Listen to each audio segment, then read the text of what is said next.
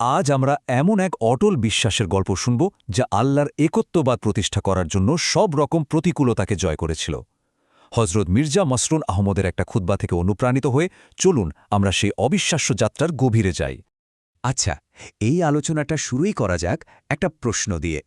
সত্যিকারের বিশ্বাসের জন্য একজন মানুষ ঠিক কতটা ত্যাগ স্বীকার করতে পারে?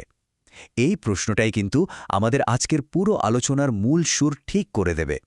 মহানবী হজরত মোহাম্মদ সাল্লাল্লাহু আলাইহি ওয়াসাল্লামের জীবনের উদ্দেশ্য ছিল একটাই, কিন্তু সেই একটা উদ্দেশ্যই ছিল মহাবিশ্বের সবচেয়ে বড় আর সবচেয়ে গুরুত্বপূর্ণ সত্যটা প্রতিষ্ঠা করা, আর তা হল সৃষ্টিকর্তার একচ্ছত্র একত্ব।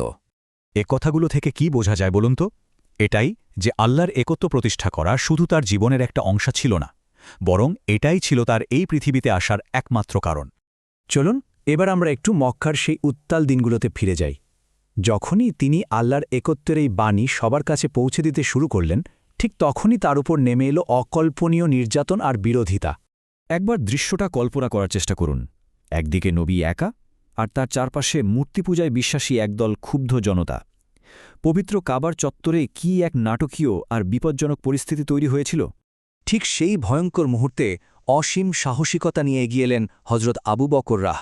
পবিত্র কোরআনের একটা আয়াত তেলাওয়াত করে তিনি সরাসরি সেই উন্মত্ত জনতার মুখোমুখি হলেন। কি সাহস! কিন্তু সত্যের পক্ষে দাঁড়ানোর পরিণামটা ছিল খুবই ভয়াবহ। জনতা তখন নবীজিকে ছেড়ে হজরত আবু বকর রাদিয়াল্লাহু আনহুর ওপর ঝাঁপিয়ে পড়ল। ইসলামের প্রথম দিকের অনুসারীদের ঠিক এমনই কঠিন মূল্য দিতে হয়েছিল। মহানবীর এই কথাগুলো শুনলে বোঝা যায় তিনি তার এই মিশনের পরিণতি সম্পর্কে কতটা ওয়াকিবহল ছিলেন। তিনি খুব ভালো করেই জানতেন এই পথটা মোটেও সহজ নয়, বরং এটা আত্মত্যাগের পথ।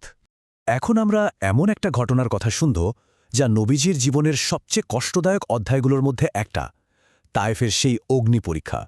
দেখুন, তায়েফের এই কঠিন যাত্রাটা কয়েকটা ধাপে ঘটেছিল। প্রথমে তিনি প্রায় ৪০ মাইল পথ পায়ে হেঁটে সেখানে পৌঁছান, কিন্তু শহরের নেতারা তাকে সাহায্য করা তো দূরের কথা, উল্টো উপহাস করে তাড়িয়ে দেয়।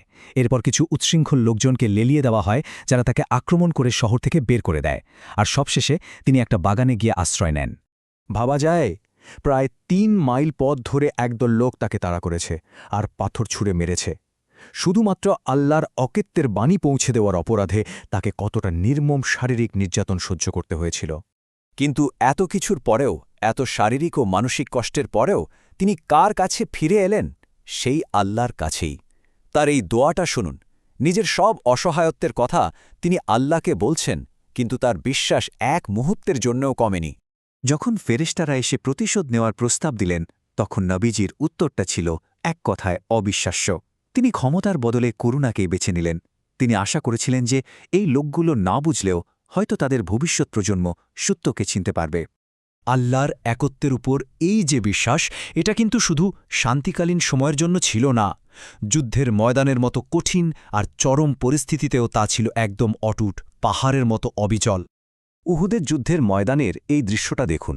একদিকে অবিশ্বাসীরা তাদের বিভিন্ন মূর্তির নামে স্লোগান দিচ্ছে, আর তার জবাবে মুসলিমদের পক্ষ থেকে একটাই আওয়াজ উঠছে, আল্লাহু আকবার, অর্থাৎ আল্লাহই সর্বশ্রেষ্ঠ।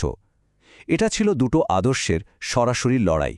শুধু নবীজি নন, তার সাহাবীরাও ছিলেন এই বিশ্বাসের এক একজন মূর্ত প্রতীক। হজরত বেলালের ঘটনাটা তো আমরা সবাই জানি।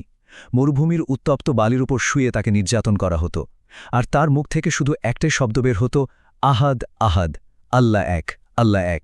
বেশ, এতক্ষণ তো আমরা অতীতের ঘটনা শুনলাম। এখন প্রশ্ন হল, আজকের দিনে দাঁড়িয়ে এই ঘটনাগুলো আমাদের জন্য কি বার্তা রাখে? এই মহান উত্তরাধিকার থেকে আমরা কি শিখতে পারি? প্রতিশ্রুত মসীহ আহা নবীজি সাল্লাল্লাহু আলাইহি ওয়াসাল্লাম এর মর্যাদা বর্ণনা করতে গিয়ে বলেছেন যে তিনি সেই মহান বীর যিনি পৃথিবী থেকে প্রায় হারিয়ে যাওয়া আল্লাহর একত্ববাদকে আবার ফিরিয়ে এনেছেন। এই কথাগুলো থেকে একটা খুব জরুরি বিষয় স্পষ্ট হয়ে যায়, আর তা হল আল্লাহর একত্বকে সত্যিকার অর্থে বোঝা এবং অনুভব করা কেবল একজন নবীর দেখানো পথেই সম্ভব। তাহলে সবশেষে এটাই বলার যে এই মহান উত্তরাধিকার গ্রহণ করার মানে হল আল্লাহর একত্বকে সবকিছুর ঊর্ধ্বে রাখার এই পবিত্র দায়িত্বটা নিজের কাঁধে তুলে নেওয়া। এটা আসলে আমাদের সবার জন্য একটা বিরাট আহ্বান। আসুন আমরা এই প্রশ্নটি নিয়ে আজকের আলোচনা শেষ করি। আত্মত্যাগের এই যে বিশাল উত্তরাধিকার আমরা দেখলাম, তা কিভাবে আমাদের নিজেদের বিশ্বাস সম্পর্কে ধারণাকে নতুন করে ভাবতে শেখায়, এ নিয়ে ভাবার আমন্ত্রণ রইল।